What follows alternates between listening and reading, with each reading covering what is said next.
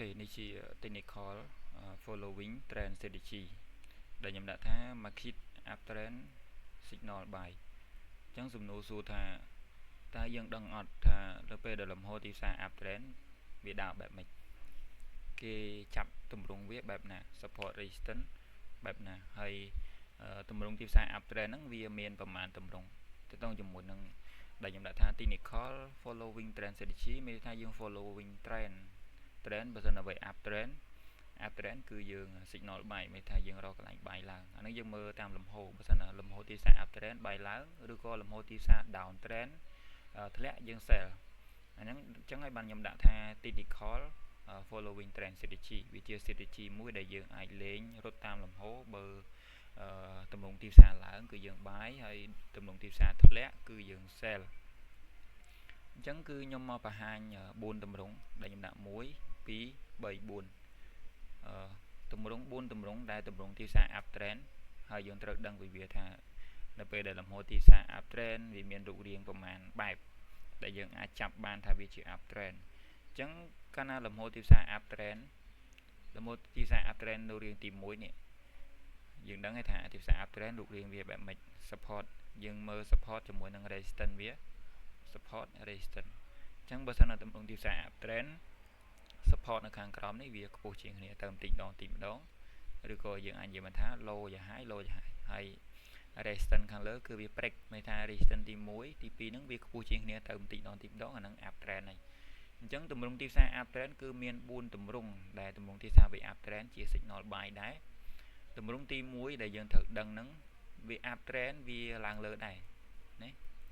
ទម្រង់ទីផ្សារនេះវាឡើងលើដែរវា uptrend មានន័យថា support resistance ហ្នឹងវាជាទម្រង់ uptrend ដែរវា uptrend វាគ្រាន់តែវាបង្ហាញថា support និង resistance វាខ្ពស់ជាងគ្នាទៅបន្តិចម្ដងវា up វាទៅដែរប៉ុន្តែក្នុងករណីហ្នឹងយើងទាញ trend line អត់ត្រូវទេយើងទាញ trend line យើងទាញអា trend line ហ្នឹងវាមកអត់ដល់អានេះចាប់អត់បានអានេះមកប៉ះអានេះមកអត់ដល់ប៉ុន្តែវាជាទម្រង់ uptrend ដែរប៉ុន្តែបើសិនតែយើងឃើញថាវាជាទម្រង់ uptrend គឺយើងអាចធ្វើការបាយឡើងបានដូចគ្នាគ្រាន់ថា support និង resistance យើងពិបាកចាប់ធ្វើម៉េចគួរឲ្យវាប៉ះ trend line យើងពិបាកចាប់អញ្ចឹងជាទម្រង់ទី1ទីផ្សារ uptrend មានឱកាសឡើងដែរគ្រាន់តែ uptrend មួយហ្នឹងគឺវាអត់សូវស្អាតវា up វាឡើងទៅចឹងដែរយើងមើល support resistance វាអត់ស្មើជាមួយ trend line ទេក្នុងការចុះមក retest នេះ resistance ខ្លះជា support អត់ស្មើទេមកផុតចឹងទៅហើយបើយើងចាប់ trend line អានេះចុះមកដល់ប៉ុន្តែវា up trend ទីផ្សារហ្នឹងមានឱកាសឡើងជា signal buy ដែរអញ្ចឹងជាទម្រង់ទី1ដែលទីផ្សារវាដើរអញ្ចឹងយើងចូលដល់ទម្រង់ទី2ទម្រង់ទី2ហ្នឹងទីផ្សារវា up trend ដែរនេះទីផ្សារវា up trend ឡើងដែរនេះទីផ្សារវា up trend ឡើងដែរប៉ុន្តែក្នុងពេលហ្នឹងទីផ្សារវាដើរស្អាតកាលណាទីផ្សារដើរស្អាតយើងចាប់ trend line នេះយើងវាស់អា trend line ហ្នឹងទីផ្សារវាឡើងទៅម្ដង support ឡើងពី support ឡើងទៅលើហើយធ្លាក់មកលើកទី2ស្មើត្រឹមអញ្ចឹងពេលខ្លះចុះមកប៉ះលើកទី3ហ្នឹងស្មើត្រឹមដែរស្មើត្រឹមជាមួយ trend line ហ្នឹងចំណុចដែលយើងអាចចូលបាយបានគឺវាប៉ះ trend line លើកទី3ហ្នឹងគឺយើងអាចចូលបាយបានអញ្ចឹងអាហ្នឹងគេហៅថាទម្រង់ទី2ដែលទីផ្សារវាដើរទម្រង់ទីផ្សារ up trend ដែរ support resistance យើងមើលទៅ low យ៉ាង high resistance វា break ទៅជា high យ៉ាង high ទីផ្សារ up trend រត់នៅលើ trend line ស្អាតអាហ្នឹងគេហៅថាទីផ្សារវាដើររៀងស្អាតអញ្ចឹងវាមានករណីដើរអត់ទៅស្អាតមានករណីខ្លះដើរស្អាតនេះជាទម្រង់ទី2គឺវារត់នៅលើ trend line ស្អាតម្ដង2ដង3ដងគឺយើងអាចចូលទិញបាននៅចំណុចទី3ហើយមួយទៀតចំណុចទី3ទី1ទី2ទី3ទម្រង់ទីផ្សារ up trend ណាតែវាដើរជារូបរាងបែបនេះរូបរាងបែបហ្នឹងមានន័យថាអា candlestick ទីផ្សារហ្នឹងវាឡើងចុះមកវាជាទម្រង់ up trend ដែរប៉ុន្តែវាចាប់នេះវាចាប់ support វាចាប់ resistance ខ្លះជា support មានន័យថាទីផ្សារឡើងទៅហើយវា pull back មកវិញវាគ្រប់នេះវាគោរព resistance នៅខាងឆ្វេងដៃនេះវាដូចជាឈ្នន់ជាអ្វីមួយសម្រាប់ជន់ដើម្បី pull back ឡើងទៅលើទៀតចឹងនៅពេលដែលទីផ្សារវាឡើងទៅហើយគឺវាចុះមកវិញកាលណាវាចុះមកវិញគឺវាចាប់ជាមួយនឹង resistance ខាងឆ្វេងដៃនេះអាហ្នឹងគេហៅថា resistance ខ្លះជា support ទម្រង់ទីផ្សារ up trend គឺយើងបាយឡើងបានដែរនេះជាទម្រង់ទីផ្សារ3ទម្រង់ដែលទីផ្សារ up trend វាធ្វើទម្រង់ទី4គេហៅថា up trend ដូចគ្នាប៉ុន្តែវាស្អាតលក្ខណៈថាបើសិនឲ្យយើងវាស់ជាមួយ trend line យើងចាប់ trend line នេះយើងចាប់អា trend line ត្រង់ភ្លឹងហ្នឹងទៅ ក្នុងពេលតែមួយគឺទីផ្សារវារត់នៅកន្លែងហ្នឹង1 2 3ចុះមកត្រឹមស្មើជាមួយ trend line ហើយក្នុងពេលតែមួយហ្នឹងគឺទីផ្សារវាចុះមកហ្នឹងវាចុះមកប៉ះជាមួយ trend line នេះផងបើយើងងាកមកមើលខាងឆ្វេងដៃនេះវាចាប់ resistance ខ្លះជា support វាចាប់ជាទម្រង់ហ្នឹងវាចុះមកចាប់អាហ្នឹងត្រឹមស្មើអញ្ចឹងមានន័យថាទម្រង់ទីផ្សារហ្នឹងវាដើរស្អាតក្នុងការឡើងឬក៏ up trend មួយហ្នឹងលំហូរទីផ្សារវាដើរស្អាតទី1រត់នៅលើ trend line ត្រឹមស្មើផងទី2resistance ខ្លះជា support ចុះមកអញ្ចឹងទម្រង់ទីផ្សារ up trend វាមិនមែនឲ្យតែ up ហើយទៅឯងវាមានទម្រង់មានរូបរាងរៀងរៅវាដើរដែរអញ្ចឹងគឺ4ទម្រង់ហ្នឹងទីផ្សារវាអាសាកាត់ឡើងច្រឡំដែរអញ្ចឹងខ្ញុំបង្ហាញបន្តិចទៀតតទៅជាមួយ up trend ដែរយើងដឹងថាទីផ្សារវា up trend ឯង up trend វាទៅហើយវាទៅលើហើយប៉ុន្តែករណីខ្លះនេះខ្ញុំឧទាហរណ៍ជាករណីទី1ទីផ្សារវា up ដែរវាឡើងទៅគឺវាបើយើងពេលខ្លះយើងចាប់អា trend line នេះចាប់អា trend line ហ្នឹងវាអត់មកដល់ trend line ហ្នឹងវាទៅបាត់ចឹងទៅពេលខ្លះឡើងទៅហើយចុះមកវិញចុះមកអត់ប៉ះជាមួយនេះទេ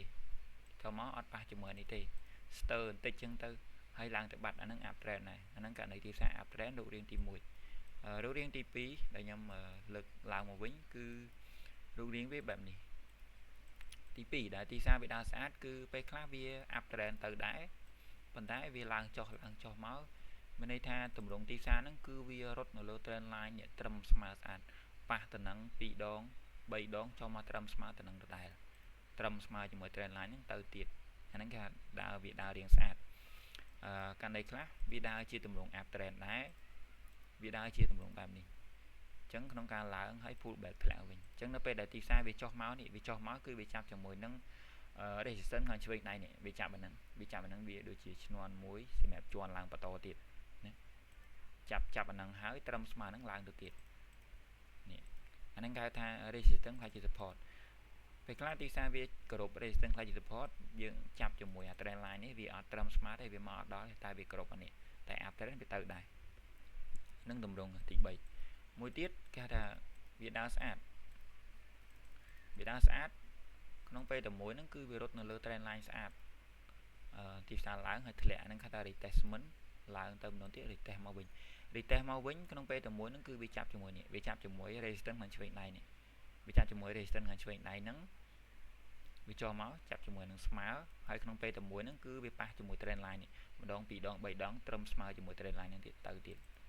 ហ្នឹងទម្រង់ទីផ្សារ up trend គឺមាន3ទម្រង់ហ្នឹងអញ្ចឹងសួរថាយើងដឹងពីការទីផ្សារ up trend ហ្នឹងយើងអត្ថប្រយោជន៍វាមិនទី1យើងខ្លុំមើលទីផ្សារថាយើងចាំមើលថាបើសិនណាទីផ្សារវា up trend វាឡើងដែរតែវាចូលជាទម្រង់បែបម៉េចរត់នៅលើ trend line ស្មើអត់រត់នៅលើ trend line ស្មើអត់ពេលខ្លះយើងចាំមើល resistance ខ្លះជា support អត់ដើម្បីយើងសម្រេចចិត្តក្នុងការបាយឡើងហើយពេលខ្លះទីផ្សារវា up trend ដែរវារត់នៅលើ trend line ស្អាតយើងអាចធ្វើការបាយឡើងបានដូចគ្នាអញ្ចឹងវាជា technical មួយដែលខ្ញុំបង្ហាញទៅ technical following trend strategy market up trend signal buy គឺយើងអាចមើល4ទម្រង់ហ្នឹងបើសិនណាទម្រង់ទីផ្សារវាចូលជាទម្រង់ណាមួយគឺយើងអាចមើលតាមទម្រង់ហ្នឹងយើងចេះទម្រង់ហ្នឹងហើយយើងទៅខ្លុំមើលទីផ្សារថាទីផ្សារវាដើរអញ្ចឹងអត់ឥឡូវខ្ញុំទៅយករកឧទាហរណ៍ជាក់ស្ដែងឲ្យមើលថានៅពេលដែលទីផ្សារវា up trend តើរូបរាងទាំងអស់ចូលទៅទម្រង់អត់ឥឡូវខ្ញុំបង្ហាញនៅលើcommittee trading មិញ trading view ឥឡូវនេះគឺយើងចូលដល់កម្មវិធី MT5 ខ្ញុំចូលចិត្តប្រើ MT5 ខ្ញុំលុបចោលអូខេអញ្ចឹងខ្ញុំរកឧទាហរណ៍តាក់ទងជាមួយនឹងលំហូរទីផ្សារវា up trend វារត់នៅលើ trend line ស្អាតឥឡូវខ្ញុំឲ្យឧទាហរណ៍កន្លែងនេះមួយនៅក្នុងលំហូរ5នាទីនេះអូខេកន្លែងនេះជាលំហូរទីផ្សារមួយយើងឃើញថាទីផ្សារហ្នឹងវា up trend ហើយនេះវា up trend support resistance low យ៉ា high នេះ low យ៉ា high ប៉ុន្តែក្នុងពេលហ្នឹងគឺវាអត់ចុះនេះវាអត់ចុះមកគ្រប់ជាមួយអា trend line នេះទេមានន័យថាមិនវាអត់ចុះមកគ្រប់អានេះវាអត់ចុះមកគ្រប់អាហ្នឹងវា up trend ដែរមុនពេលដែលវាទៅលើឆ្ងាយនេះមុនពេលដែលវាទៅលើនេះវា up trend ដែរតែគ្រាន់តែនេះវាមកដល់ប៉ុន្តែវាគ្រប់អីវាគ្រប់អាខាងឆ្វេងដៃនេះវាគ្រប់អាខាងឆ្វេងដៃនេះ resistance ខ្លះជា support ចុះមកជន់ហើយទៅបាត់អានេះជាទម្រង់ទីផ្សារដើរយើងត្រូវយល់ ករណីខ្លះវារត់នៅលើ trend line ស្អាតករណីខ្លះវា retest មកជន់ជាមួយ resistance ខាងឆ្វេងដៃ resistance ខ្លះជា support ហើយឡើងទៅបាត់ហើយខ្ញុំរកថែមទៀតតទៅជាមួយនឹងលំហូរទីផ្សារដែលវាដើរបែបហ្នឹងខ្ញុំមើលតទៅមួយការ apply set up ទៅលើទីផ្សារគឺខ្ញុំចូលចិត្តមើលលំហូរ15នាទីនិង5នាទីពីទម្រង់ហ្នឹងឥឡូវខ្ញុំឲ្យទម្រង់ទីផ្សារដែលវា up trend នៅក្នុងលំហូរ15នាទីហើយបើសិនតែយើងវាស់ trend line នេះវាស់ trend line ទម្រង់ទីផ្សារវា up trend ដែរវា up trend គឺវារត់នៅលើ trend line ម្ដងពីរដង3ដងវាប៉ះ3ដងហើយទីផ្សារឡើងអញ្ចឹងទៅករណីខ្លះវាប៉ះ3ដងកន្លែងនេះវា resistance ថាជា support អត់កើតទេដោយសារតែវាធ្លុះអញ្ចឹងមានន័យថាវាចូលជាទម្រង់ទី1ដែលវា up trend ដែរតែគ្រាន់តែ structure មានន័យថាលំហូរវាដើរអត់ស្អាតទេវាអត់គ្រប់អាខេងឆ្វេងដៃនេះទេវាមកធ្លុះអញ្ចឹងទៅវាអត់មកគ្រប់ trend line នេះទេប៉ុន្តែវាឡើងដូចគ្នាវា up trend ដូចគ្នាក្នុងការមើលលំហូរទីផ្សារ up trend ហ្នឹងក៏សម្គាល់ support resistance support នេះវាចាប់ដើមខ្ពស់ជាងគ្នាទៅបន្តិចម្ដងហើយ resistance ហ្នឹងគឺវា break high ទៅបន្តិចម្ដងលំហូរទីផ្សារ up trend ទីផ្សារមានឱកាសឡើងអញ្ចឹងយើងអាចអូសមើលលំហូរទីផ្សារជាក់ស្ដែងដែលវាដើរឥឡូវខ្ញុំឲ្យឧទាហរណ៍កន្លែងនេះមួយទៀតឃើញទេយើងចាប់មកនេះអានេះវាអាចនិយាយបានថាវា up trend ឡើងដែរនេះវា up trend ឡើងទៅដែរវារត់នៅលើ trend line ស្អាតអាហ្នឹងគេហៅ trend line strategy ឬក៏ following trend line strategy នេះទីផ្សារ up trend ក្នុងការឡើងទៅហើយចុះមកវិញប៉ះជាមួយ trend line ហើយទៅទៀតអានេះវាចុះមកគេហៅថា resistance ខ្លះជា support នេះ resistance ខ្លះជា support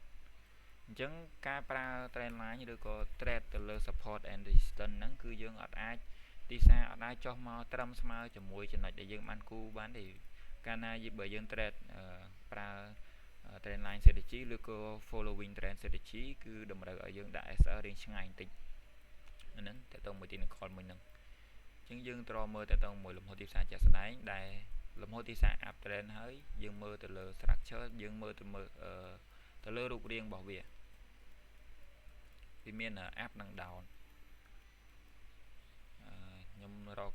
ទៅមើលលំហូរ1ម៉ោងលំហូរធំ1ម៉ោងយើងអាចមើលទៅលើលំហូរ1ម៉ោងអូខេអញ្ចឹងនេះអូខេអានេះទីផ្សារវា up trend ដែរម្ដង2ដង3ដងនៃចំណុចនេះហើយឡើងទៅទៀតអញ្ចឹងចំណុចដែលយើងអាចចូលបាយបានគឺនៅចំណុចទី3ហើយយើងមើលទៅកន្លែងហ្នឹងវាមាន resistance ខ្លះជា support អត់នេះកន្លែងនេះអាចនិយាយបានថាវាមកដល់បើវាមកដល់ប៉ះជាមួយ trend line នៅបើវាចាប់នៅចំណុចនេះល្អចាប់នៅចំណុចនេះហើយឡើងទៅទៀតល្អដោយសារទម្រង់ទីផ្សារខ្លះវា up trend ដែរតែគ្រាន់តែវាអត់គ្រប់វាអត់សូវគ្រប់ resistance ខ្លះជា support ឬក៏វាចុះមកត្រឹមស្មើទេប៉ុន្តែទម្រង់វា up trend ដែរអញ្ចឹងយើងត្រូវឲ្យដឹងថាmarket up trend signal បាយហ្នឹងតើរូបរាងទីផ្សារវាដើរបែបម៉េចចឹងអញ្ចឹងយើងអាចយក4 set up ហ្នឹងយកទៅ apply ទៅលើទីផ្សារនិងរកមើលលំហូរទីផ្សារជាក់ស្ដែងដែលវាដើរបែបហ្នឹងហើយរកឱកាសបាយឡើង